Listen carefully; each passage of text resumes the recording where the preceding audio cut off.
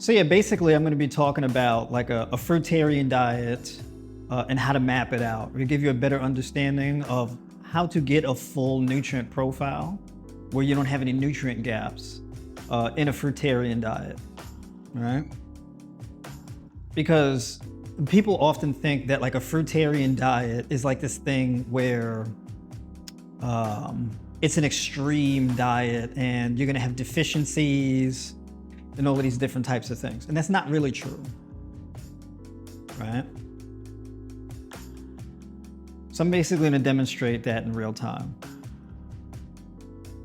And I'll talk about a little bit about shopping for your foods and things like that, and generally how you're supposed to do things. Well, I guess there's no one way to do things. How I do it, I'll say, right? As far as my strategy when it comes to this sort of thing. All right. So I'm just setting up my chronometer here. And I'm gonna clear this, what I had already established, because when I get on here, I'm gonna start from scratch. From scriggity scratch. All right. So basically what I'm gonna do here is, let me get my food scale out, because the food scale is really important for knowing just how much of everything you get. All right, so I got my food scale here. Food scale is pretty cheap. You can get one for like 20, 25 bucks, something like this, even for like 15 bucks. So that's my food scale right there. All right. And so typically I'll have my big bowl that I make my meal in, right? And then I'll have this smaller bowl to weigh things in. So I'll put the bowl in there, measure that out. And I'm gonna peel this grapefruit. A small grapefruit is around 8 to 9 ounces. A medium-sized grapefruit is around 11 to 12, and a large grapefruit is around 15 ounces. 15, 16 ounces, right? But I'm giving you the weight according to how much it weighs after you peel it, right? So with the peel, with the rind on, it's gonna be heavier, but you don't eat the rind, so you don't really factor that in. All right, so I'm gonna weigh it. That's why I like to peel it first and then weigh it. So for example, your average banana, your average yellow banana, when you peel it, it's 4 ounces. A large banana could be like around 7 ounces, right? But typically in a small banana would be like around 4, a little bit under that. The medium-sized banana would be around like 5, maybe 6 ounces. And then a large banana would be around 7, maybe even 8. All right. So those are some ballpark numbers to what to expect. All right. You may see with the rind on, the cantaloupe can be like almost 4 pounds. You take the rind off, and then it's like 2 pounds of actual fruit of the cantaloupe fruit, right? Honeydews can be larger than cantaloupe. They can be like almost twice the size, right? So like a honeydew can be like like you can have a big honeydew that weighs like around 5 pounds or so. And then when you actually remove the rind, it can be like a total of like 3, maybe even 4 pounds. Right? So that's why the food scale is so important, so that you know how much of everything you're getting. And you don't have to weigh like each and every time. You can kind of eyeball it and feel it out, but that's like an intuitive skill that you develop over time. All right.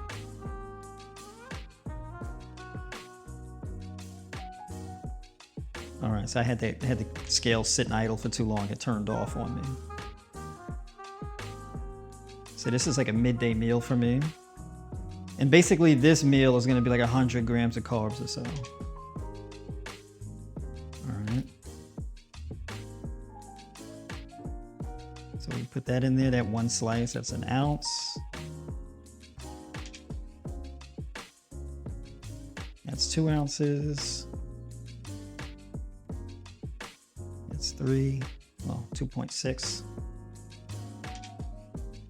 Sheila, what's going on? Good to see you in here. Yeah, you're not too late to the party. You're not too late. Close enough. Close enough. I'm just talking about a little bit of meal prep. Y'all can put in your questions and whatnot too. And basically it's all about just fruitarian meal prep, like doing like a raw diet. Cause you can do, it's pretty easy to do like a fully raw diet. And when I say easy, I mean, it's easy because you don't have to like cook anything. So you don't got to worry about burning food and all of this type of stuff. You don't got to worry about over or under seasoning. You don't really have to worry about that. So yeah, you don't really necessarily have to worry about refrigerating your food either. Some things you may want to refrigerate, but for the most part, not really. You don't need to. Right? So I'm going to be talking about how to get like enough protein, how much protein is enough protein, all that kind of stuff. And so I'm going to be using Chronometer to do it. So this grapefruit so far is, let's see, 8 ounces, 9 ounces, 10 ounces, and 11 ounces, right? So medium-sized grapefruit, like what I was saying before. Right? So this is actually 11.3 ounces, right, this grapefruit. So like I was saying before, like a small grapefruit would be like around 9 ounces or something like this, maybe even 8. Medium-sized grapefruit is like around 11, 12 ounces. Large grapefruit can be like up to like 15 ounces, maybe even 16, right, if it's a large grapefruit. I'll dump that in there. Let me get my grapes. Got my big old bag of grapes. So before I move on, grapefruit is actually a good source of beta carotene, which is the substrate that your body uses to make vitamin A. Good source of vitamin C. Good source of folate. Good source of calcium. Good source of malic acid. What else? It's B5, B6, B1, B2, all that. So now I'm gonna put 8 ounces of grapes in here.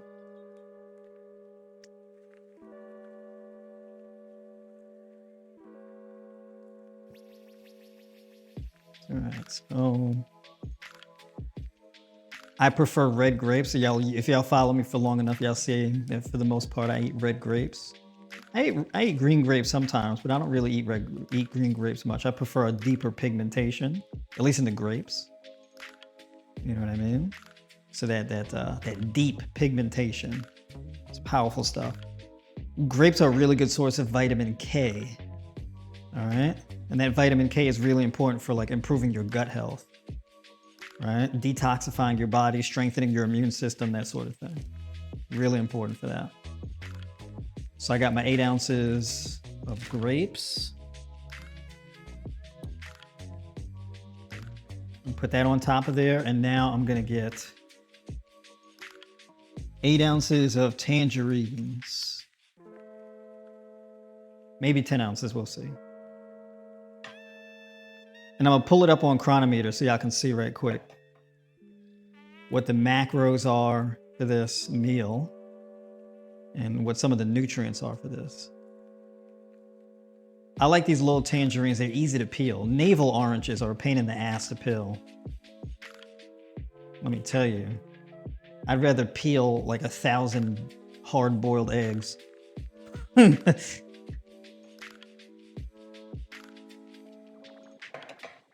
But yeah, these little, like tangerines, clementines, cuties, halos, they're much easier to deal with.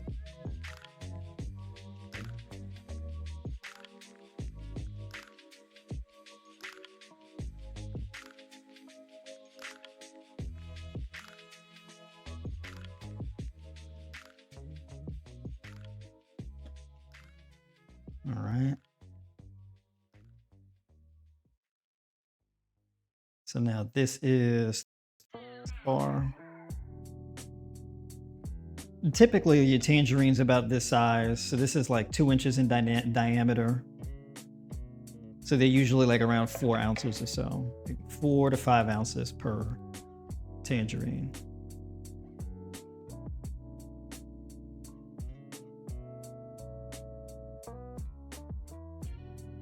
And then also too, people have been asking me about like oral health or like tooth sensitivity with the fruitarian diet.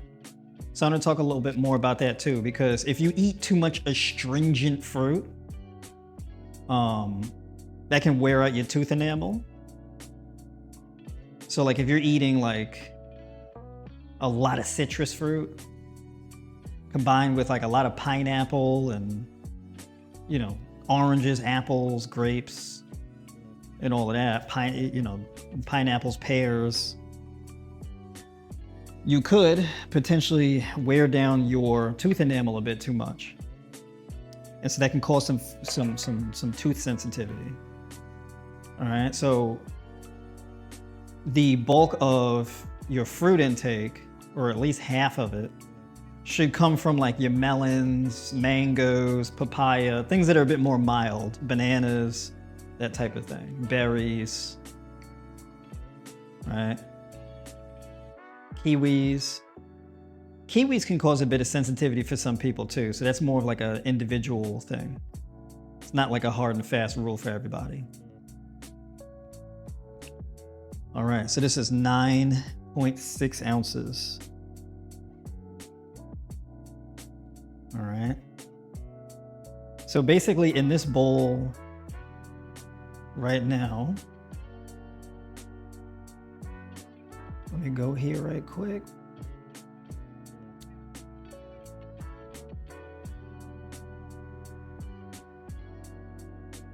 Oh, I didn't set up the salt. Wait, yes, I did. Okay.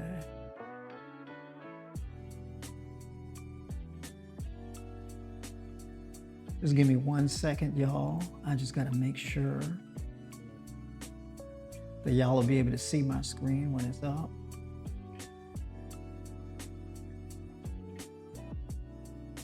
All right, what window do we want to show here?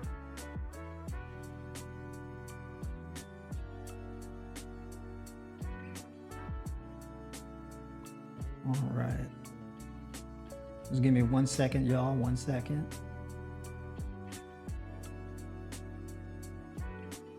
All right.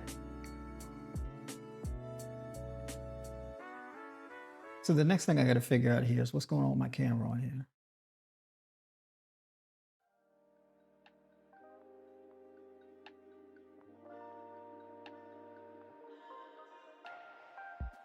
All right, well, let's remove that right quick.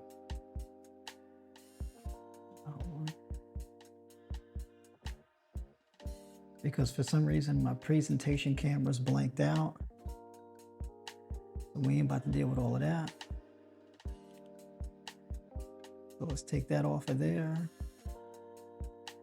Move this up. All right. So we got chronometer up here. So check this out, real simple. This is my lunch. So if I type in grapefruit, and I'm gonna go by ounces. So the grapefruit, what do we say it was? 11 ounces. So that's 11 ounces of grapefruit, 130 calories. And then the grapes, what do we say here? 8 ounces. And then the tangerines was what, 9.6.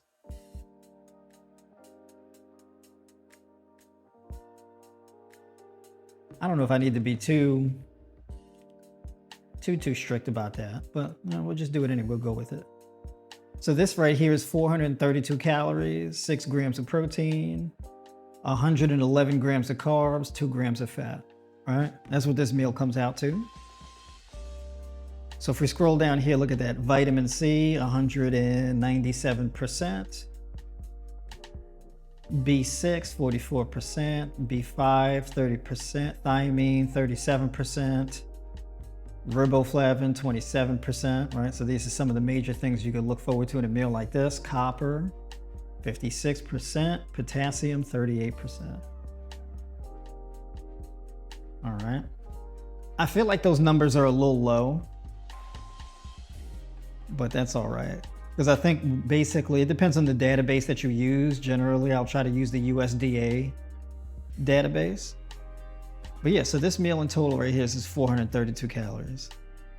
For me personally, as my projected caloric burn for today, for me personally, according to my Fitbit watch, because my Fitbit watch is actually connected to my chronometer account. So it's projected for me to burn 2,532 calories today. All right. So, oops. So that's what this bowl comes out to. All right. You say you love, but I stopped myself after 4, but I can eat 10 a day. Yeah, you can't really eat too many necessarily, right? But, you know, some planning definitely does help. My man John Green, what's going on, brother? Yeah, you find your oral health does better on fruit? Yeah, it does. It depends on what fruits you're eating. By the way, John Green, you know I'm in the voice chat in Discord, so if you want to jump in and get on the voice chat and ask questions, you can definitely do that as well over on the Discord. I'm in the Discord, right? I'm in there, right? Yeah, I am. Okay.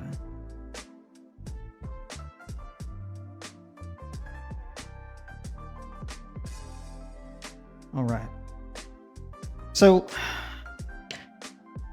the next thing I want to do is I want to talk more about, like, well, aside from that meal, what else would I eat?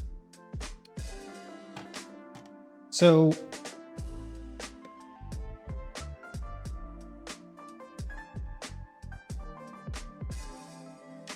can have a cantaloupe. This would be like breakfast. This and like an ounce of Brazil nuts, or pumpkin seed kernels, or roasted almonds, or sunflower seed kernels, something like that. Just an ounce with this right here. This is around 78, 80 grams of carbs, something like that. 300 something calories. I'll get into all of that too on chronometer. And then this is like, let's see, 4, 8, 12,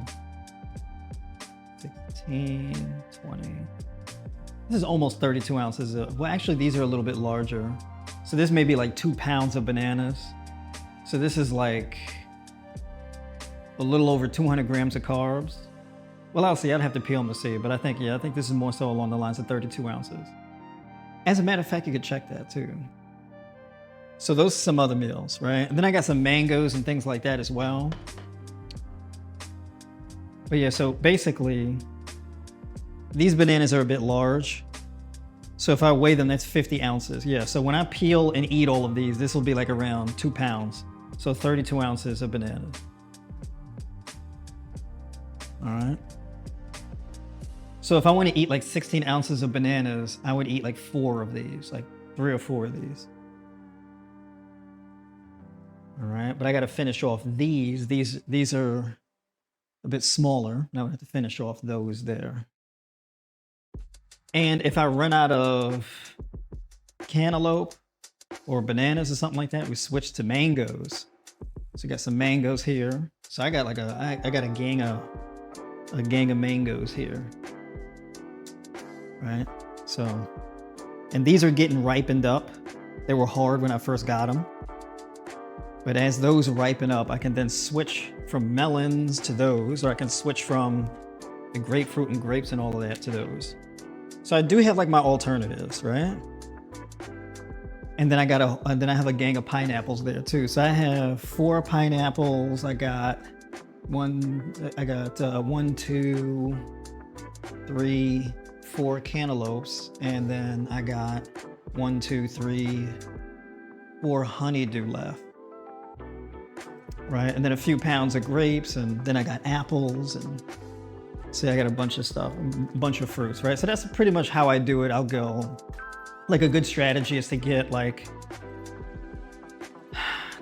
4 honeydew, 4 cantaloupe. You can get like, depending on the type of mangoes you can get, you can get like 10 of them or 8 of them or something like this. And then bananas, you can get like 10 pounds of bananas, right, for the week, or maybe even just like 6 pounds of bananas for the week. and then get like a few pounds of tangerines. So like these bags, right? You can get like 3 of these bags as well. Depends on how much. And then with the grapefruit, I got a whole bunch of grapefruit here like this, and you can get like 10 of those. So you can really load up, right? And this is going to come into play later. I'm actually going to start with this. Oh, let me see if my lady wants to open this jar. Oh, okay. All right. So I'm going to sprout some green lentils, and I'm going to explain why when we get into the meal prep portion.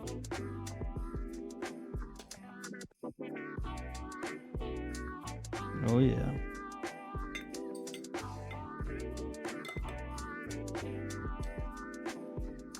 I'm gonna do a 1/2 cup.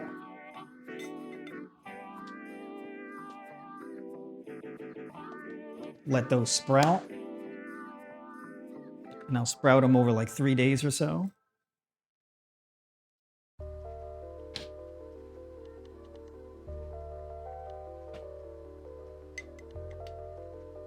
And so when these sprout, they're gonna take up like at least half the jar, if not more than that. And they grow like these little tails. And I want to talk a little bit more about how to view raw foods, right? And you'll realize that like raw food eating actually is like a really natural way of eating.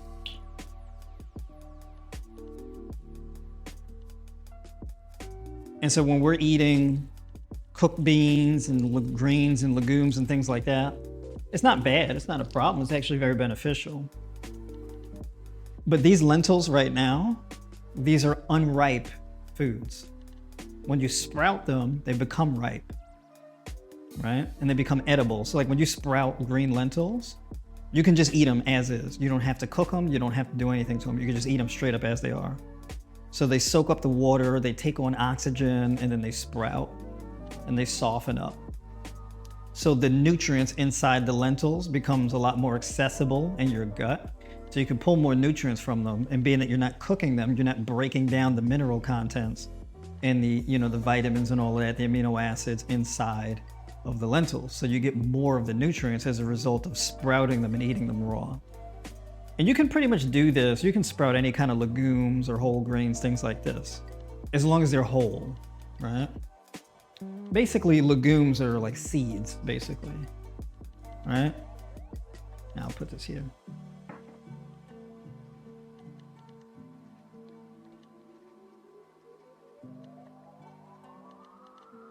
So check this out. I'm gonna go back.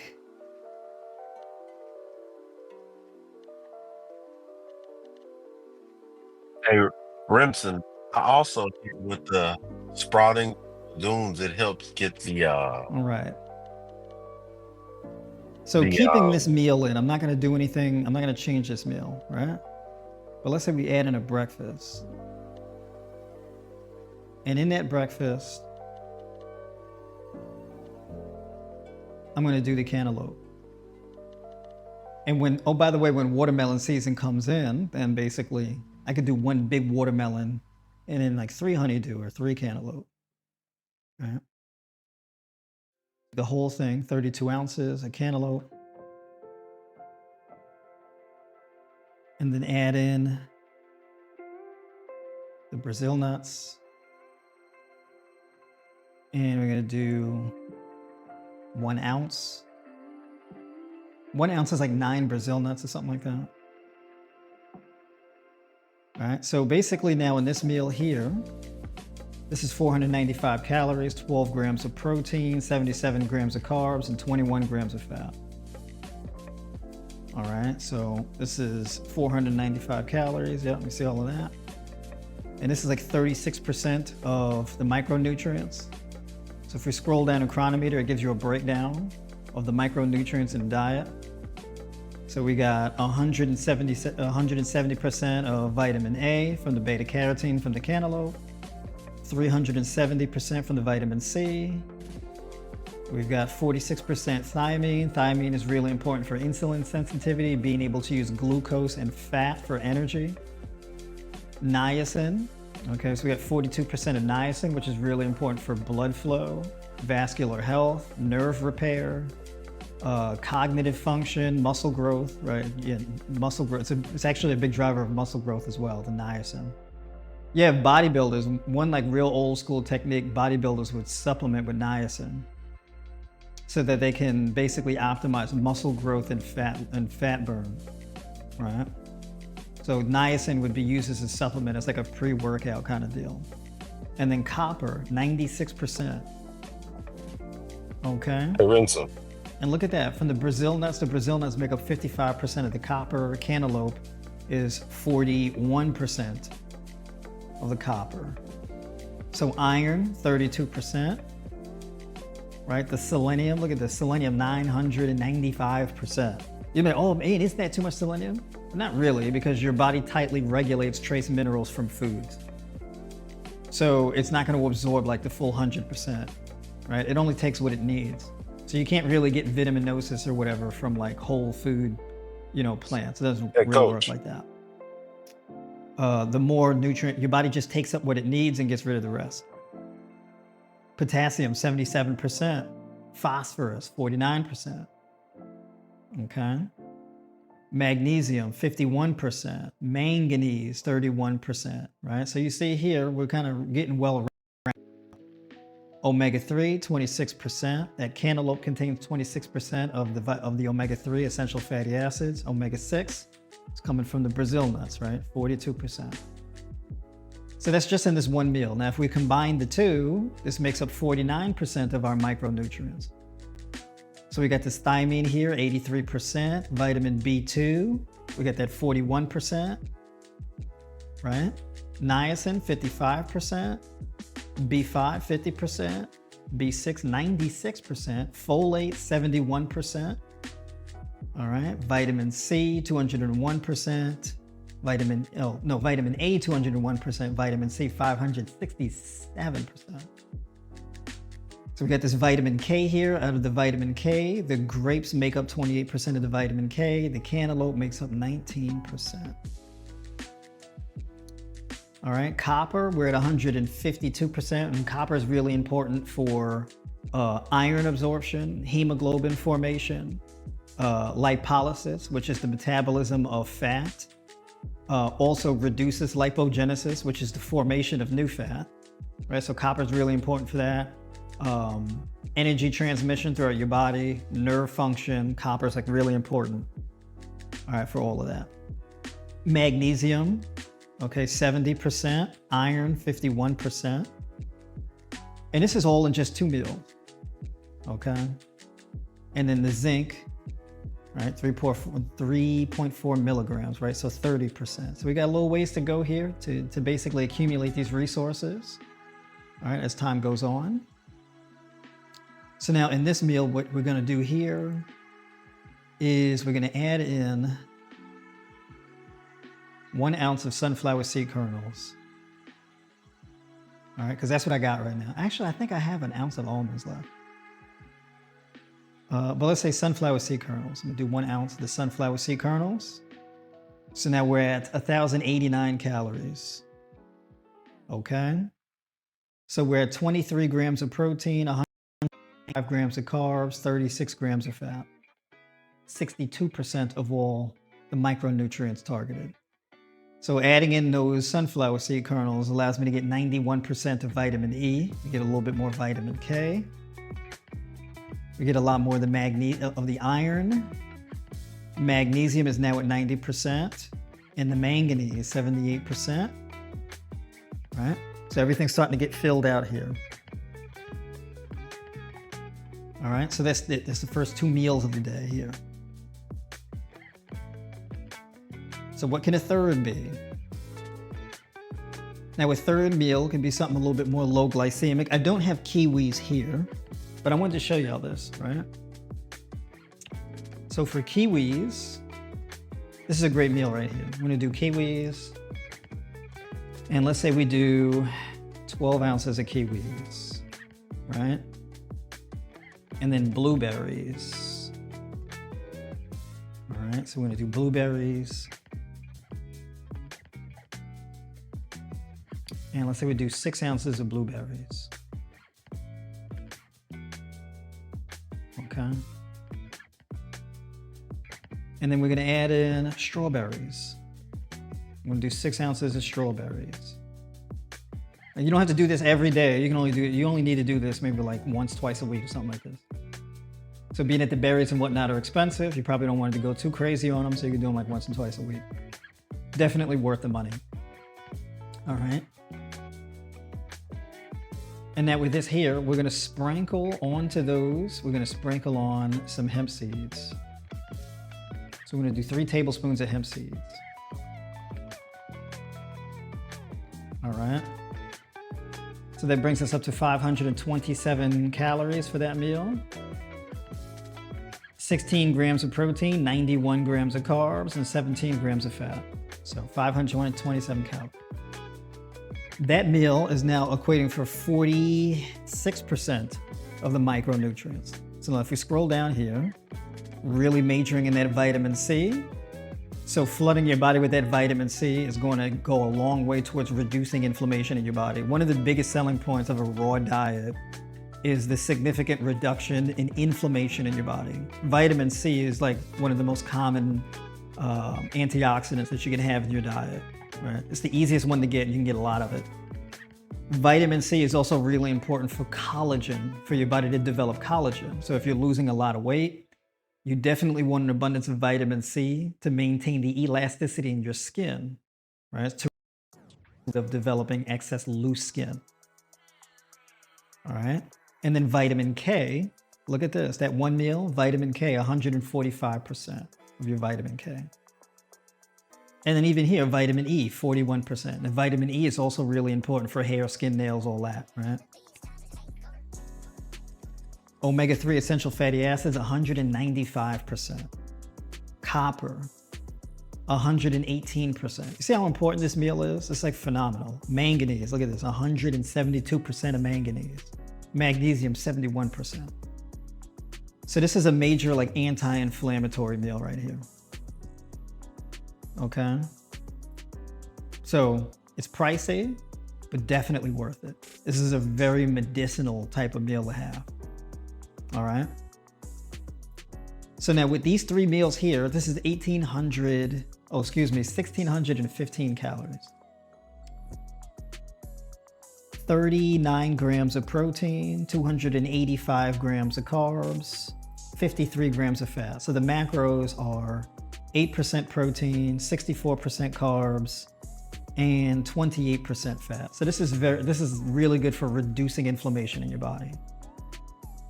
Okay. Now the macros and everything like that are calculated for me, and all the micronutrients are calculated for me because this is my chronometer account. So I would need to eat more than this, even though these 3 meals make up 84% of my micronutrients, right? But I want to get as close to 100% as possible, ideally.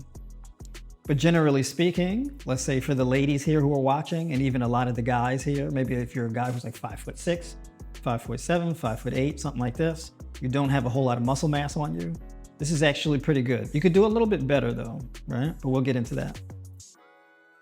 Generally speaking, men should be trying to get like around 13 milligrams of zinc per day from your diet, and women do fine around like 8 milligrams. All right. So, and then we're going to make up this calcium too in a bit. But for the most part, look at how much look at how much ground we've gained here with this. Okay. Now you can eat all of these fruits in this 3rd meal. You can eat all of these fruits in this 3rd meal, just like how I have in this bowl, or you can make like a smoothie bowl with it. So if you decide to do a smoothie bowl, what you can do is you can actually do, let's say, coconut yogurt. So I'm gonna use Coco-Yo, and I'm gonna do about 6 ounces. All right. So we do the 6 ounces. Now that's 662 calories, 20 grams of protein, 103 grams of carbs, 26 grams of fat. All right, so now that's 1,751 calories, 43 grams of protein, 297 grams of carbs, 62 grams of fat. All right. the reason, the benefit of the coconut yogurt is it's really good for your gut health. So it's a really good source of probiotics, right? Beneficial gut bacteria. And then here, if we go to vitamin E, what we should see, oh, see, it's not factoring in. The coconut yogurt should also have the vitamin E. So that's not an accurate representation of the micronutrients in that. It's a little undershot, but fair enough. Okay. So if you want to improve your gut health, you want to have some fermented foods in there, that coconut yogurt, that's a good thing to add in. All right. And this meal is going to be more on the low glycemic side, right? So it's not, you're not going to get like a crazy blood sugar spike from this. Now, you have like your fruits, for example, bananas, they can cause a pretty significant blood sugar spike, but your blood sugar comes down pretty shortly after. Like within 45 minutes, you're pretty much back to baseline of your fasted blood sugar. Right, same thing with like cantaloupe. Cantaloupe, you don't get as much of a blood sugar spike as like you would with bananas. Bananas are a bit more dense. So cantaloupe, you can get a bit of a rise, but not too much, but it comes down real quick because it's mostly water anyway. Right? The kiwis, the berries and all of that, you get more of an increase like this. It won't spike straight up. It'll kind of go more in a slant this way. But it'll be more of a slow release because of the chia seeds and the coconut yogurt or the hemp seeds and whatnot. So it kind of creates a curve of you who are concerned about blood sugar, right? So we have in this diet plan so far, we've got your very water-rich, electrolyte-rich fruits here. We got your trace minerals and your Brazil nuts. We've got your astringent cleansing foods, your vitamin C, vitamin K rich foods, and your grapefruit, grapes, and tangerines, a lot of your vitamin C, and then your vitamin E and iron and copper and whatnot, and your sunflower seed kernels. And then here is where you have a lot of your antioxidants, your resveratrol, right? All of your different types of polyphenols and whatnot, antioxidants, vitamin K, vitamin C, vitamin E, omega-3, all of that type of stuff in this meal. All right. So there's nothing extreme about this. Now you may say like, oh, the protein looks kind of low. Not really. Because if you're a woman and your BMR is like 1600, then you shouldn't really be eating below 1600 anyway. But generally speaking, for your protein intake should be around 10 to 16% of your macros. It doesn't really need to be more than that, especially if you're trying to drive down inflammation and keep it low, right? Because high protein can be pretty inflammatory.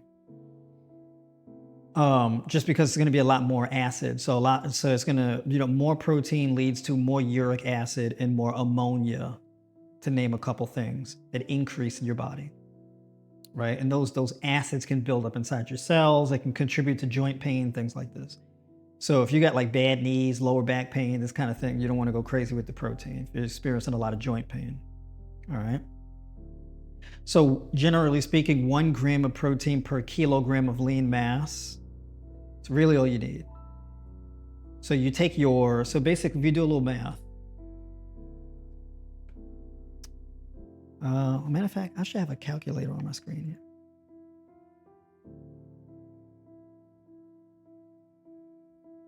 So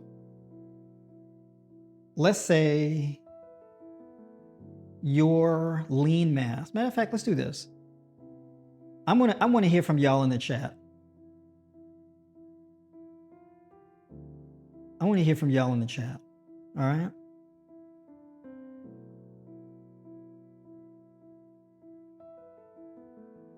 Somebody tell me, what is your total body weight and what do you think your body fat percentage is? Oh, John, you're muted in the Discord chat, so I can't hear you. So you got to unmute your mic. Can you hear me? Unless, hold on, so maybe I got to unmute. So let's see. Can you hear me? Can you hear me? Or maybe it's just on my end where I can't hear you. So let's see. Let me see if I can fix it on my end. But yeah, so in the chat, put your, because I should actually be able to hear you. in the voice chat, unless you're muted, because it looks like you're muted right now. So you'd have to unmute. Can you hear me? Yeah, it's on my end. I can't hear you. So I'm going to have to adjust something. Okay. I just got to figure out what to adjust. All right, so the output would have to be chat. All right, now I should be able to hear you. Can you hear me? Yeah, now I can hear you. There we go. Okay. Okay, perfect. What's going on, brother? Oh man, nothing. Quick question. So when you were talking about the sprouts, I noticed on Chronometer the calorie difference between, let's say, sprouted beans versus boiled beans is significantly different. Like the calories for boiled black beans are like 200 and something calories for 1 cup, but if I sprout them, it's like almost no calories. You think that's a flaw inside the app, or what do you Yeah, think? so basically like in Chronometer, right? They don't really accurately calculate. I don't think the USDA has a database that factors in sprouted legumes. So they don't calculate it Yeah, correctly. So for example, in this here, and you can see these are starting to expand. So it happens pretty yeah, quick. But this is a 1/4 cup of lentils. So a 1/4 cup of lentils is like around 130 calories, measured dry. When yeah, you sprout them, there's still 130 calories, yeah. right? More or less. So a 1/4 cup would be like 12, 14 grams of protein. If you add a 1/2 cup, it's like 24. It's like double that. So basically, if you're factoring it into Chronometer, you would just put it in as if it was just dry legumes, like a dry lentils or whatever legumes you're using, Okay. I see what you're saying. right? And then try to Okay. use it from the try to plug it in from the USDA database. Hey, and I'm gonna tell you another thing I saw, and I'll get off my soapbox. I definitely agree with you when it comes to the protein, because I can definitely, let's say if I'm doing because I'm trying to go basically all raw, and man, if I load up too heavy on, like, let's say nuts, or even try to do like too much protein, man, I'll start feeling a little stiffness in my knees. Yeah. Mm-hmm. Yeah. I mean, Yeah, so that's why I say. Matter of fact, what's your weight? I'm 6 foot. I'm 6 foot tall, and I'm 200 pounds. So I think when I looked last night on my body mass, and I was looking at one of your previous videos, I think it calculated to like 25% body fat or something like that. So I was trying to figure Okay. out where to get down to in weight. Gotcha. Okay. So if we do 200 pounds and we subtract 25% from that number, then more or less your lean mass is like around 150 pounds, right? Yeah, yeah. So if we divide And then that I by think you said divide 2.2, that by 2.2, right? Yep. right? So basically your lean mass is 68 kilos. Yeah, Okay. So 68 kilos of protein generally is enough as far as a target for you. for, s- for sure. All And right. like hemp seeds, 1 cup of hemp seeds inside your smoothie, I think would just basically cover that. Right, exactly. So basically, if we go into this meal plan that I had prepped out here, there's already 1,751 calories and 43 grams of protein. I didn't add any protein shakes, no protein powders. I didn't add any of that. It's just all whole For sure. food so far that I just added. So basically, moral of the story. And so when I say when you calculate your protein intake according to your lean mass, it's a massive game changer. Because what happens is people will calculate their protein intake according to their weight in pounds. And you know what I noticed when I did that, before this journey, I would actually gain a lot of stomach weight. And I'll get bloated feeling too. Like if Hmm. you're just trying to knock back protein shakes and say, hey, I need a 1.1 pound, 1 gram for every pound. Dude, I started putting on weight. Right, yeah. Oh, interestingly enough, so basically this is the thing that I kind of want to make a quick video on. So the interesting thing about like your muscle cells and your fat cells is you can shrink your muscle cells and you can shrink your fat cells. you can grow and expand your muscle cells, and you can grow and expand your fat cells.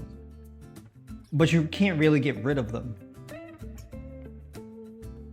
right? Or at least not to any significant degree. So however, whatever muscle or fat cells you have now, you'll just have them. So what you can do is you can increase the size of them. The way that you increase the size of them is just by taking in more resources, mainly in the form of like carbs, fats, proteins, etc. Right? And basically this is just taking in carbon resources into your body, and then your cells absorb that. Right? The interesting thing about protein, specifically when people talk about protein, they're mainly talking about your branched chain amino acids like valine, leucine, and isoleucine. There's a thing called lipogenesis. Lipogenesis is the formation of new fat cells, right? Or just new fat in general. Protein contributes to the formation of new fat.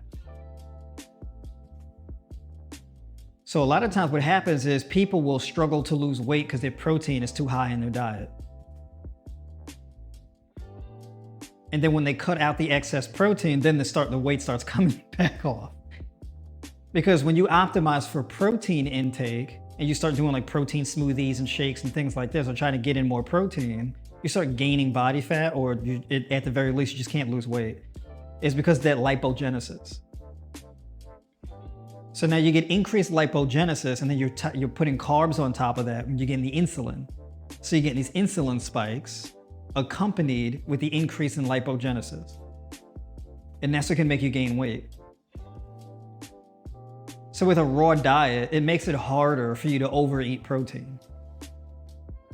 So by proxy, it forces you to adjust your protein intake. So your diet is just mostly carbs and fats with a moderate amount of protein. And your protein intake should be like around 10%, 16 at the most. Right? And so when you moderate that protein intake, you start to bring that down. Your joints feel better, your mobility kind of improves, you get less brain fog, it's easier to get leaner and drop body fat and this kind of thing. Right? So like the interesting thing between so for example, my lean mass, for me currently, my lean mass is like 140 something pounds. Right? I'm 5'9". Right? So with you, there's not really much of a need to increase the amount of protein, because it's just going to make it harder for you to drop the body fat, and that'll keep you at that 25% mark. So when you moderate your protein intake and you structure your diet, then that's when basically you'll get closer to your lean mass. Because there's not really much of a point in being 200 pounds and your lean mass is 150. It makes more sense to focus on increasing your lean mass through training, good sleep quality, and a balanced diet.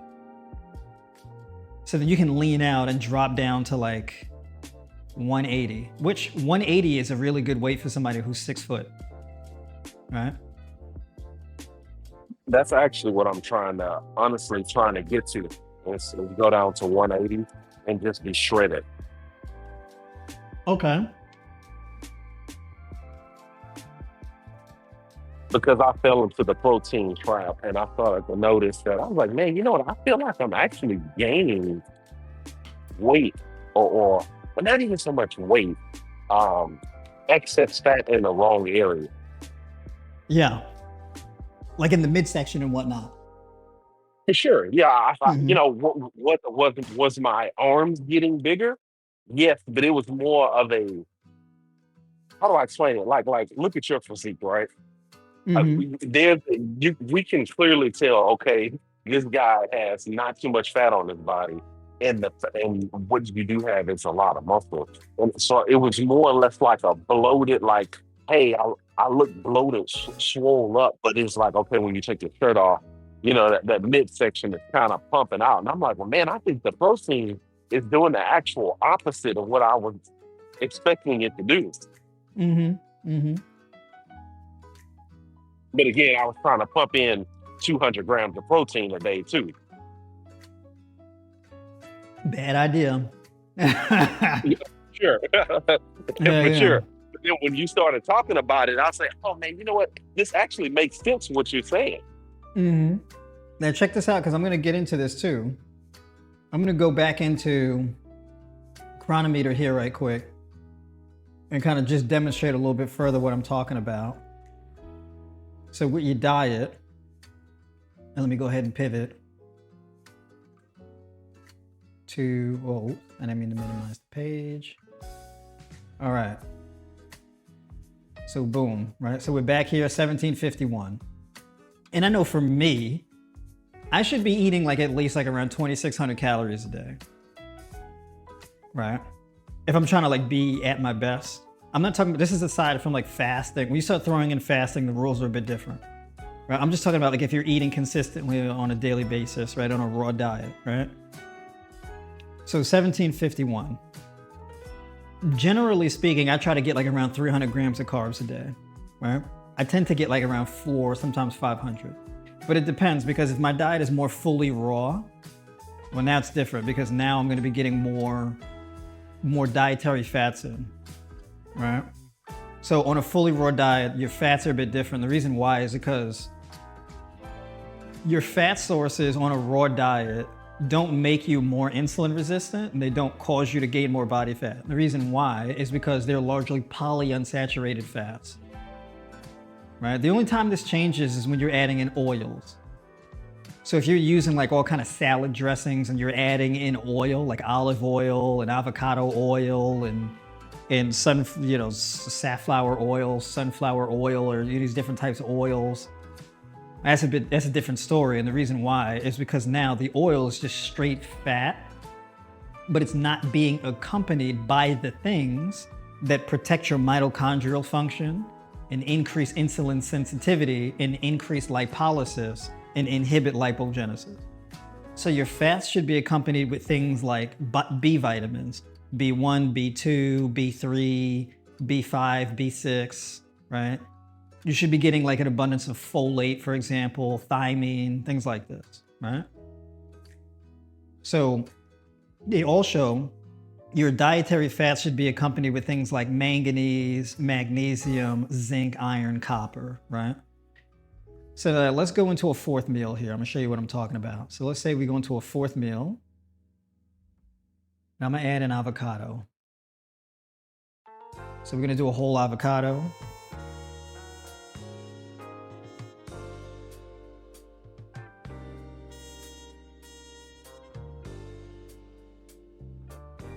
Dry roasted cashews.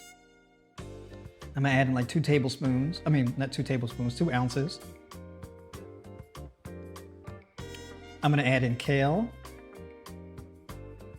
I'm gonna do about 6 ounces of kale. Now let's add in, let's say, some cucumber. All right, keep it fresh. And with the cucumber, we're adding like 4 ounces of cucumber. All right. So this meal is now 17 grams of protein. Now this meal basically brought the protein intake of this meal up to 60 grams of protein. Right? So we just established like your lean mass being around 60 something grams, 60 something kilograms. So this already pretty much is hitting that. So we're at 628 calories, but now if we isolate this here, 628 calories,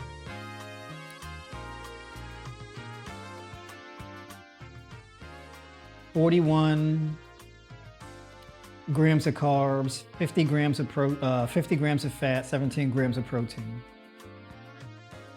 Look at the micros, right? What I was talking about, vitamin C, B1, B2, right? Then we got B5, B6. These are pretty elevated here. Look at the folate, 68% folate in this meal. There ain't really that much carbs in this meal, but look at the folate, right? Riboflavin, right? That vitamin B2, look at that, 72%. So even here, the cool thing about Chronometer is that if you go here, it gives you like brief descriptions of what the vitamins and minerals do. So if you hover over B2, right, Riboflavin helps your body use the energy you get from the carbohydrates, fats, and proteins, right? So basically, it's important for just the converting your food into usable energy, right? Riboflavin also plays a role in defending your cells from free radicals, right? Free radicals are made when your cells use oxygen and can cause damage if left unchecked. What they're referring to when they talk about free radicals and using oxygen, they're talking about acid formation, right? Because when your body uses oxygen, it produces carbon dioxide. Carbon dioxide is acidic and it has to be released from your body, right? So with your fats take a lot more oxygen to break down and metabolize. Fats are the least thermogenic. Therefore, you need to use more oxygen in order to create the thermogenesis needed to break down that fat. So this leads to more acid formation. So you may say, oh, that's why you advocate for a high carb diet. Yes, that's largely why. However, with raw foods, it's different. Because again, if we go to the B2, look at that 72%. And what does the B2 do? It reduces the inflammation and the damage that your healthy cells get when exposed to free radicals, which increase in population as your body uses more oxygen. There's a counterbalance, right? So B1, B2, all of these things that are really high, B5, B6, folate, all of these B vitamins help to use the resources from your food to use for energy, and they also protect your cells. Then look at this, the vitamin C, 193%. Look at the vitamin K, 615%. What does Chronometer say about vitamin K? Vitamin K is needed for blood clotting and building bones. Vitamin K can be made by the bacteria in your intestines. What's that called? Because I've talked about this on streams previously. They're postbiotics. That's what vitamin K is, right? Contributes to some of your daily needs, right? Chronometer's data sources are reported by phylliquinone, aka vitamin K1. When entering labels, we combine K1, K2, K3, and enters as vitamin K. Oh, they're just talking about the split, right? Also known as the different vitamin Ks, or like MK4, MK7, etc., right? Which is what they convert into in your body. What they don't include in that description is vitamin K also helps to strengthen your immune system and your gut health. Vitamin K helps to build up your bone marrow. So as you increase your bone's infrastructure and your bone marrow, your body's ability to store minerals and vital nutrients also increases. So your body gets better at storing vital nutrients inside your bone marrow. So things like iron, copper, magnesium, etc. get stored inside your bone marrow, and that helps to keep your bones strong, right? So look at this, copper, 184%. Copper inhibits that lipogenesis, right? It increases lipolysis, the metabolism of fat. So these foods, this is why the micronutrient content of the meals are so important, right? So that's why I focus on that, right? So basically in total here now, we're up to 2,379 calories in these 4 meals. So this is 92% of all nutrient targets hit here. All right, so look at all of them green bars. Look at the beautiful green ball. All right?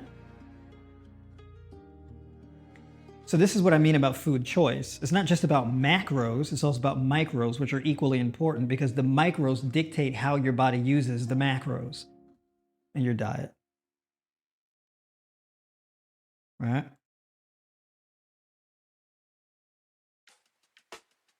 All right, so Mark, you said your weight is 160 pounds, you're 15% body fat. So if we go back to my calculator, and we do that 160 And we could do 160 divided by 2.2. And that gives us 72.7 kilos. Right? So we can actually round that up to 73 kilos. And then basically we subtract that 15% in body fat. And we get 62 kilos. All right? So lean mass, 62 kilos. So you pretty much want to eat around 62. So I think like in between 60, 65 or 65 to 70 kilos of protein, 65 to 70 grams of protein a day is enough. 60 is also fine too, right? Because water is not factored into fat mass, it's factored into lean mass, right? So it acts as a little bit of a buffer, right? So Sheila, you said 165 pounds. What do you think your body fat percentage is? Give me like a range of what your body fat percentage is.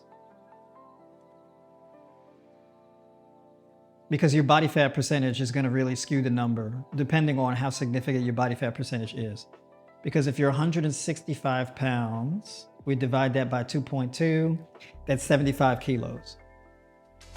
So your average woman is around like 20 to 25% body fat. If she's in her 20s, maybe like early 30s, and she's in like good health and fairly lean, her body fat would be like in between, would be like around 20%. If she's athletic, it could be like 18, 20%. If she's got a little weight to lose, she's got a little bit of a PUFA, or FUPA, I should say, a little gut going on, a little extra body fat, something like this, she could be like around 25%. A woman who's really overweight typically is like around 30, 35, maybe even 40%, right?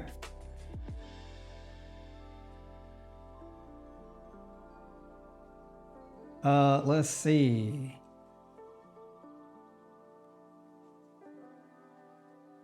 All right, Catherine, what's going on? Metaphysical wellness. All right, that's some interesting stuff. Do you help coach competitive female bodybuilders? Raw vegan competitor here in Nashville. Oh, nice. Been following you for a year now. I'm competitive again this year. I absolutely do. I want to work with more people who are competitive. Absolutely. Like competitive bodybuilders are like the easiest people to coach, actually. They would diet. Because you already have the discipline. You just need the plan to put in place, right? So a stream like this is right up the alley for you. So basically we got that 23 to 79%, 2379 in the diet plan here. So let's say now, because the rules change the rules can be pretty circumstantial and change depending on what your training looks like. So if you have a higher volume training plan, well, basically higher training volume means more inflammation. So if you're going through more inflammation, you need to be able to have a counterbalance to bring down the stress of all the inflammation that you get from your training. Now, me personally, I more so prefer high intensity, low volume training, where you could be training anywhere from 2 to 3 times a week. What tends to happen to with people in the pursuit of building muscle is they train too much and they're not recovering enough, right? So you have a couple options. You can front load your training volume, where you can do like 4 weeks training like 5-6 days a week. After the 4 weeks are up, you deload and you drop your training volume by like a good 80%, right? Or just leave the gym.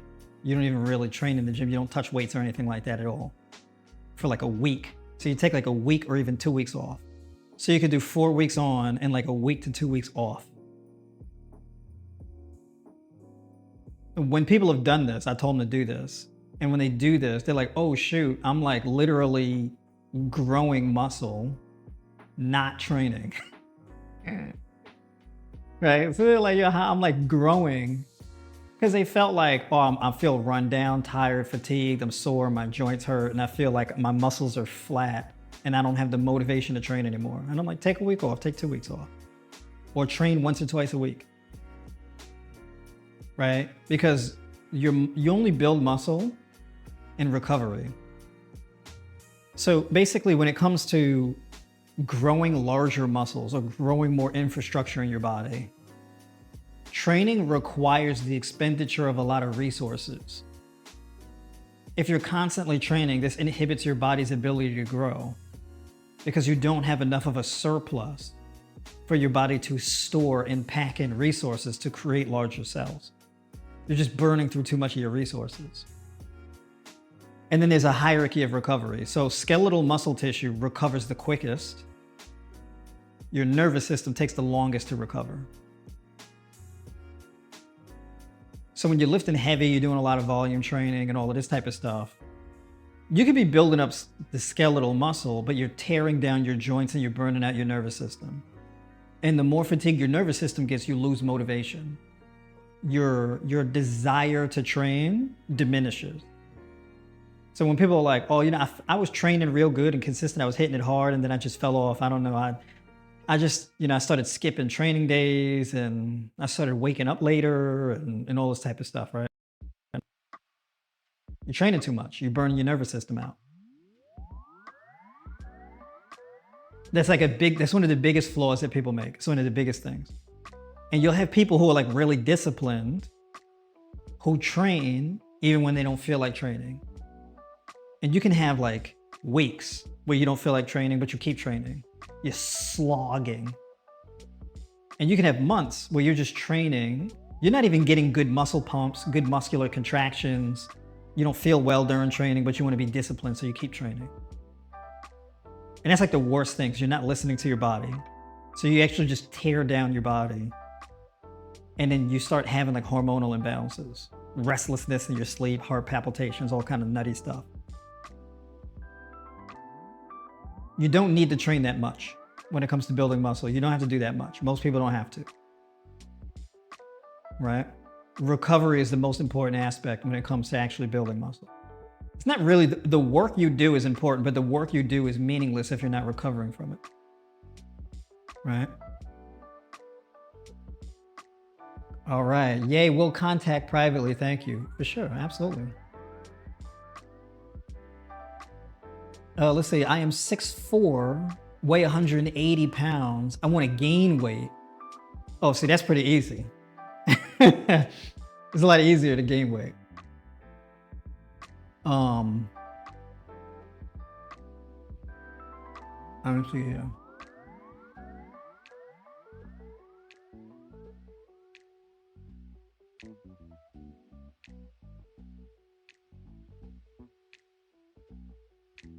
Let me go back to the diet plan. Bam. All right. So out of everything in this plan here, I got one more thing to add. Because look at this. If we scroll down, look what's missing. The B12. 0%.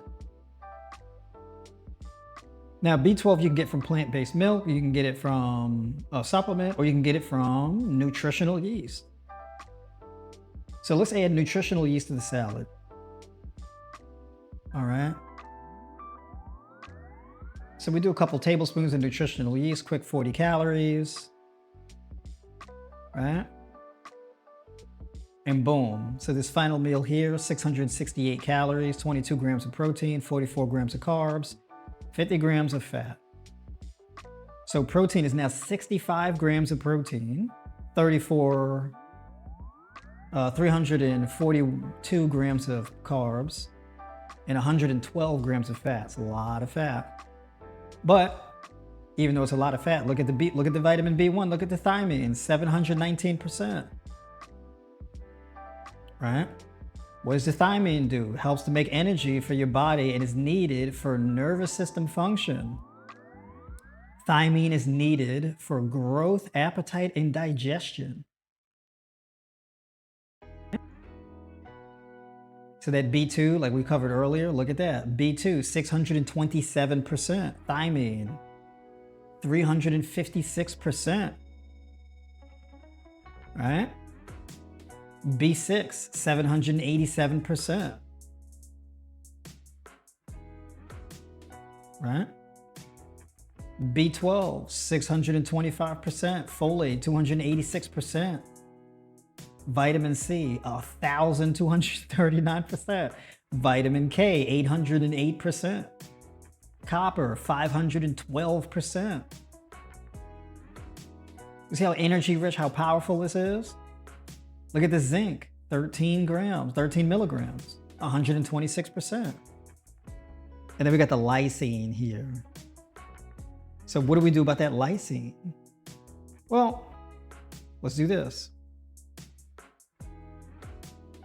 We're gonna do Roma tomato. So we do chopped Roma tomato. And let's say we do 6 ounces of Roma tomato. Uh-oh, it's not, I don't think it's calculating the nutrients in the tomato right. Oh yeah, it's not. It's missing stuff. I gotta find something accurate.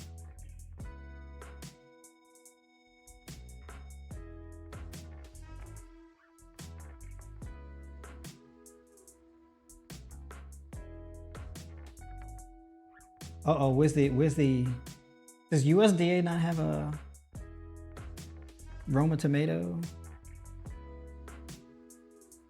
Yeah, they don't.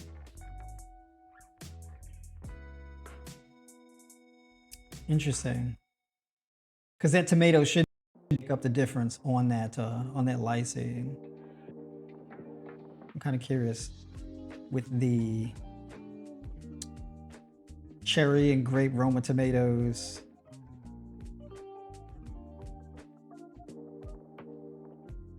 Because for me, my protein is supposed to be a little bit, not too much. This is 67 grams of protein here. So yeah, so basically we got the tomatoes, 6 ounces. You could also use tomato sauce, right? You can make your own tomato sauce or whatever the case is, right? I'm still under, right? Because if I burn 25, I'm probably end up gonna burn like 2,800 calories today, actually.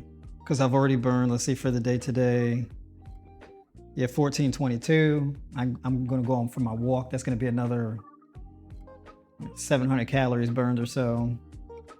So 2449 is not, I could do a little bit better. But I don't need to do a whole lot better. So this is what we're gonna do. Sprouted lentils. This is a great example to showcase this. So I'm gonna do green lentils. Oh, they don't have, I'm gonna just type in lentils. Let's see what pops up. Pink or red. Lentil sprouts raw. Did they get this right? Let's see if they got it right. Oh, that's a cup whole pieces. That's not quite right. So let's see if we can do, because it should be like around 6 ounces of sprouted lentils. And that's like a quarter cup. So then that gives me 82 grams of protein, 2,630 calories. That's more like it. And now check it out. Lysine, 138%. Boom, right, with the sprouted lentil.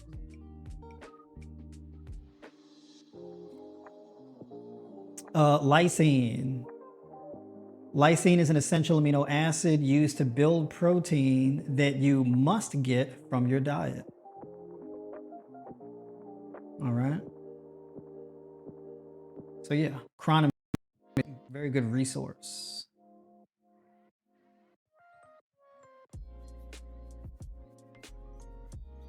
So that is the importance of sprouting something like this. Okay, it's not the only way to do it, but that's one. You can add in overnight oats. You can do like you can add in let's say flax seeds. You could do a hemp chia pudding kind of thing. You could do that also. There's a lot of different ways to construct like a raw fruitarian style diet. This is just one.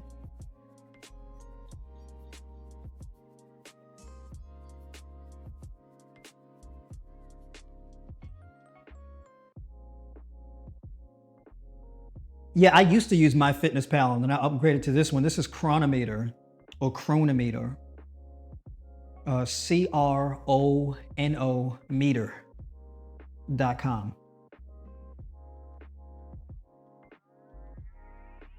Coach, which lentil did you pick on Chronometer?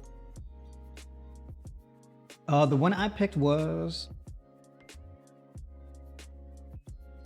lentil sprouted raw.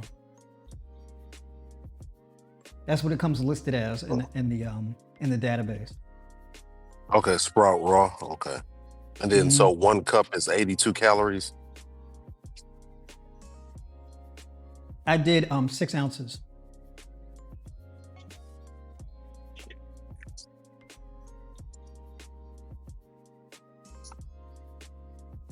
Now the That's cool thing that you can interesting. do, huh? It's saying, I guess the serving size is ounce 28 grams. Oh, okay, 6 ounces. Okay, with the grams. Okay. Then so that came out to be 180 calories. Okay. Yeah. So basically, like a quarter cup measured dry is around that. It's like 100. Actually, no, it's like 130 calories or something. So it's a little less. 140, something like that, around there. In between like 12, like a quarter cup really measured dry is like 12 grams of protein. So 6 ounces is a little bit more, but I do everything by weight. This is why I love this food scale, or just any kind of food scale. The cool thing that you can do with the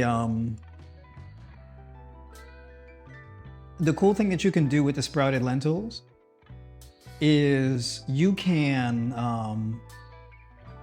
season them and eat them like a snack, similar to like what we do with like potato chips or something like that. So you can put like sea salt, nutritional yeast, chili powder. You can add a little brown sugar, right? That kind of thing. And you could just put them in a mixing bowl, put the lid on and shake it up and get the seasonings in. Because you can just sprout lentils. Like, I don't have to cook them or do anything. I just leave them in here, wait like 24 hours or so until I see the little sprouts, and then drain them out and just let them drip dry and have them sprout over like the next few days. And they're edible. And you could just chew them, no problem, because they're not gonna be hard after you sprout them.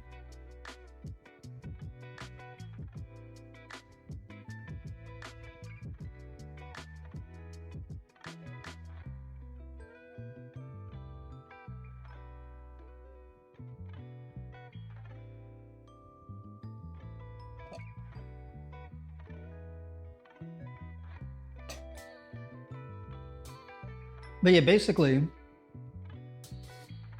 if you see here, my grocery haul, I got multiple pineapples because I make pineapple juice, right? So I'll be cutting up these pineapples and they become ripe over time. So I get like multiple ones and they ripen at different rates. I'm on the lookout for fruit flies. I have some contraptions set up for that. And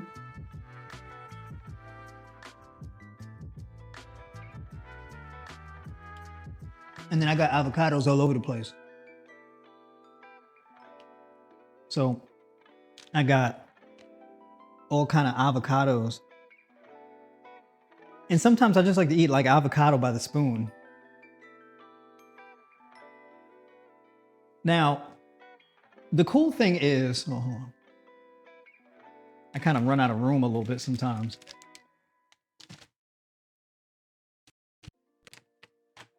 We got like a toaster, never use it. What else was I gonna say? Oh yeah, so basically also with alternate day fasting, if you really want to cut body fat, alternate day fasting. It's a pretty straightforward, clear-cut way to drop body fat consistently, right? And then the cool thing is that like if you do like a fully raw fruitarian style diet combined with alternate day fasting, you can increase your dietary fats a bit more. Excuse me. Typically what I like to do is have all of my carbohydrates mostly in the early portion of the day. And then as the day goes on, I have less glycemic foods. And then I'll just have like my avocado, nuts and seeds, leafy greens, and that type of thing at the end of the day. Right? Also, for the raw vegan bodybuilding crowd, a juicer is extremely beneficial. Let me say, like a good pre-workout juice is a whole pineapple, or even just like a half a pineapple, basically 16 ounces of pineapple juice.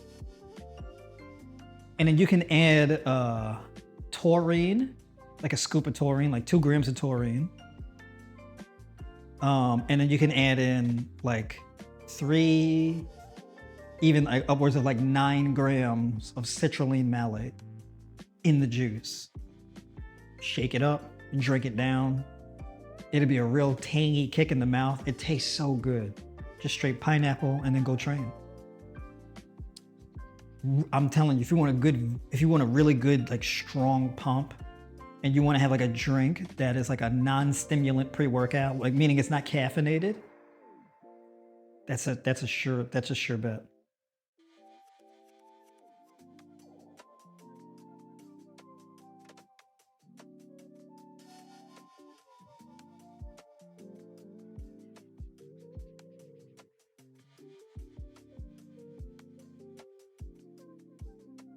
Nice. Valentino, what's going on? Welcome to the stream. Have you heard of semen retention? Are you practicing this? I'm not really practicing semen retention, but I guess by default, to a degree I am, right?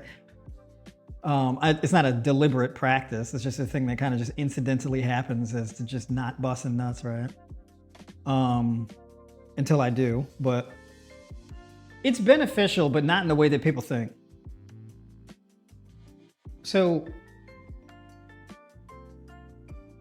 it can improve dopamine sensitivity, like the practice of semen retention.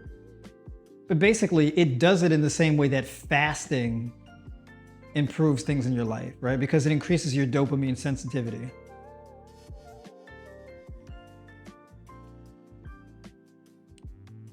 So, for example, it's kind of different because like say you're in a loving relationship, you're having sex with your partner. That's a different thing than just like you have a porn addiction and you're always masturbating. It's different, right? So for example, practicing like semen retention when you have like a strong intimate relationship with your partner, it may not really be that beneficial. I don't think it would be that beneficial in the way that it would be if you were practicing semen retention because you're abstaining from porn. Right? I think the abstaining from porn would be much more beneficial for you as far as improving dopamine sensitivity. So if you want to get locked in and like really focused in your life, like you want to have higher levels of motivation, concentration, mental alertness, creative energy, and all this type of stuff, then yeah, sure, the practice of like semen retention and like abstaining from the stimulus of that in the first place would definitely significantly improve your life.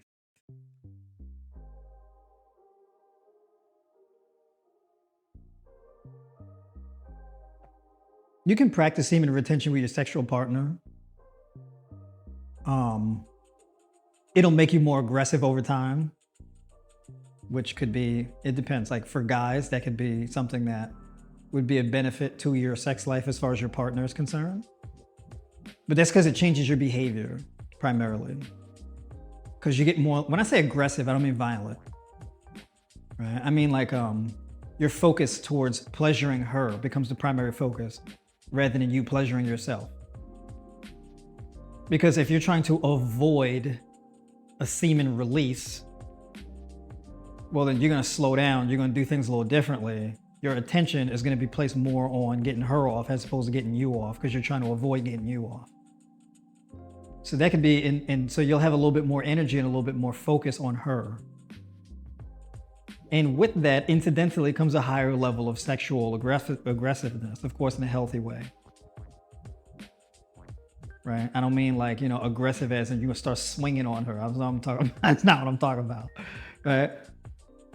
So it's things like that. So I have like a bit more of a nuanced view of it. Right? I could be wrong. It's not like a thing I've studied real deeply. Right? I'm not citing like peer-reviewed research that I'm getting my opinions from. This is more so of a thing of like a mix of my personal experiences as well as guys that I've coached and things that I've read as far as scientific studies, not necessarily on semen retention, but how like certain aspects of sex change your behavior in abstaining versus engaging, and how frequently the stimulation comes and all that type of stuff.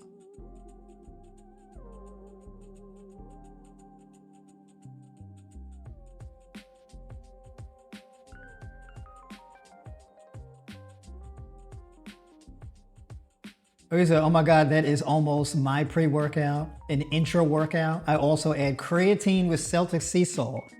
That's a good one too, yeah. Oh yeah, drinking the juice during the workout? Oh yeah, for sure. It's like, there was this bodybuilding supplement. This is pretty old school, at least for me. It's called Dark Matter. And essentially, it's like it's a peri-workout, but it could also be a post-workout. It's basically like dextrose or like maltodextrin. It's just carbs in like a liquid gelatinous form. You put it in water, it's like a powder, you put it in water and you shake it up and you drink, it's like drinking carbs.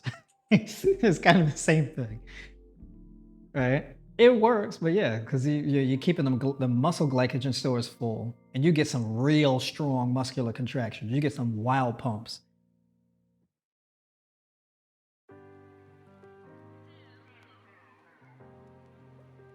You say, yes, exactly. A big difference in the way how you can have the orgasm. And of course, it ruins your life in many ways. It depends. I mean, look, the sex is not as nearly as important as who you're engaging in it with. All right? And just like you say, the attention during intercourse is more on the act rather. Yeah, exactly. It's not a thing you get, it's not a thing you receive necessarily. It's an experience that you share with another person. Right? So that's a good way to view it.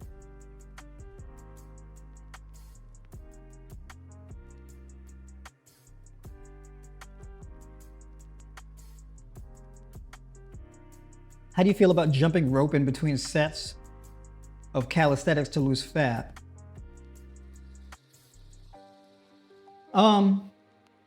It will help you to lose weight, yeah. Now, it depends. Like if you're doing calisthenics, are you doing muscle ups? Are you doing handstand push-ups or something like this, combined with the jump rope? Or are you doing like, it depends on the exercise selection. It depends on what your goal is. So I always say the king of fat loss as far as exercise is concerned is walking, right? Your actual resistance training, it should do 2, maybe 3 things. Number 1, create a stimulus that triggers muscle growth. Number 2, train your nervous system to engage in specific movement patterns that are strong, to be able to train your nervous system to produce more force, so gaining more strength. And also improving your movement capability, how well you move throughout space. Right? So movement efficiency, force production, muscle growth. Those are the 3 things that your resistance training, whether it be calisthenics, resistance bands, barbell, whatever the case is, those are the 3 things that your training should be improving. Cardio is more of a metabolic stressor. So it's supposed to improve things like your VO2 max, your body's ability to be able to efficiently use oxygen for energy and then release carbon dioxide effectively, right? And then also cardio is supposed to help strengthen your mitochondria inside your cells. Your mitochondria is basically your energy producing centers of your cells, the energy producing organelles of your cell, so that your cells are more effectively able to take glucose and fat and generate ATP and release, toxins and waste products and all of this type of stuff, right? So improving your cellular metabolic functions and respiration, right? Strengthening your mitochondria. It's also something cardio should do, right? Cardio is not necessarily for fat loss. Fat loss is more of it incidentally happens because of cardio, but it's not really a goal behind cardio.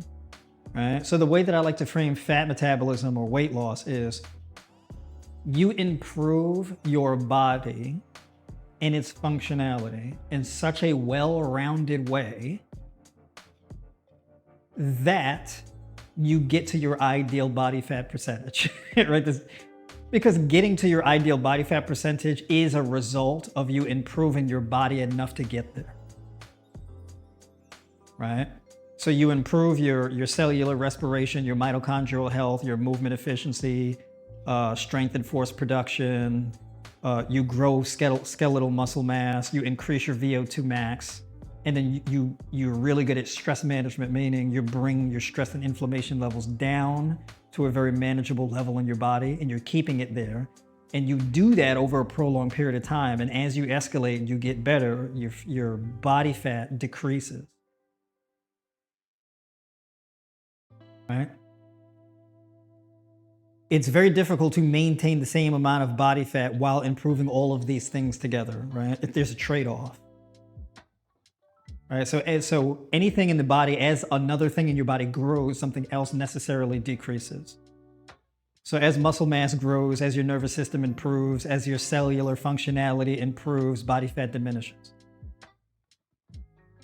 Right? This is typically like how it happens, is how people get in shape generally.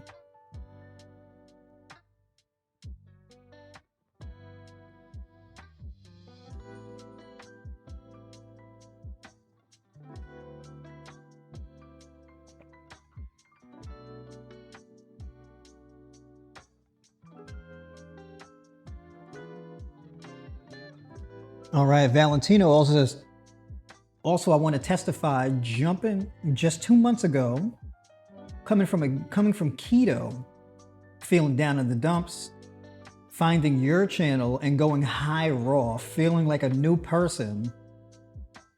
Always was convinced vegans are crazy. I appreciate that. Yeah, you'd be surprised. I get that a lot too. Like you have a lot of guys who will come to me from like keto and carnivore and all of that, and then be like, man, I made the switch and I feel amazing now. So yeah, that happens quite often. Drop the fear of fruit and not eating animal products. Now feeling like a boss, being hard almost the whole night, waking up with wood I can't get down and energy to conquer the day. There you go. You end up being a side sleeper like me. Welcome. You'd be up tucking and side sleeping.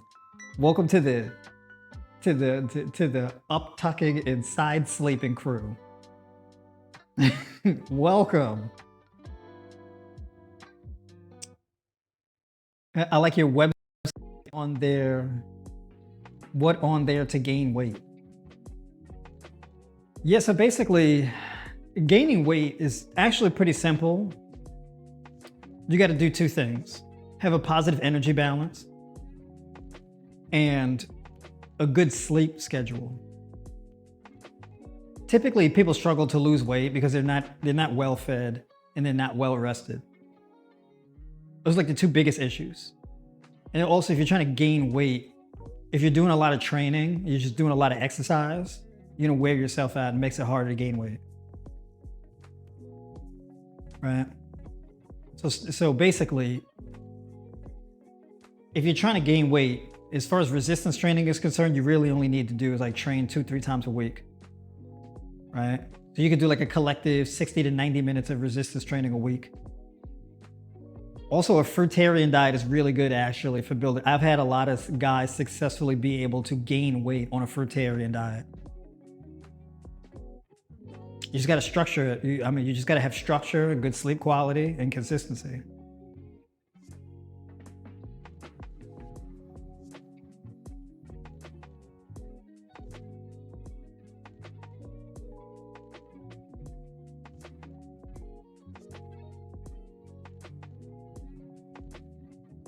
So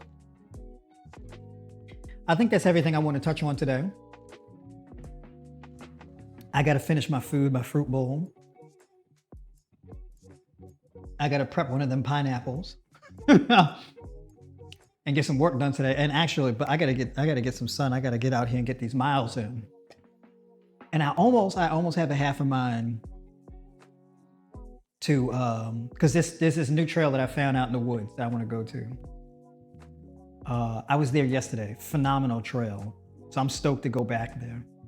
And I may start doing some early morning live streams out on the trail there. Beautiful place, oh my God. So yeah, stay tuned for that. And having said that, I appreciate everybody for tuning in. All right. If you need help, book a call with me, hit the link in the description. You can also join my 12-week mentorship through that link as well. Get direct personal coaching, one-on-one calls, weekly calls, that type of thing.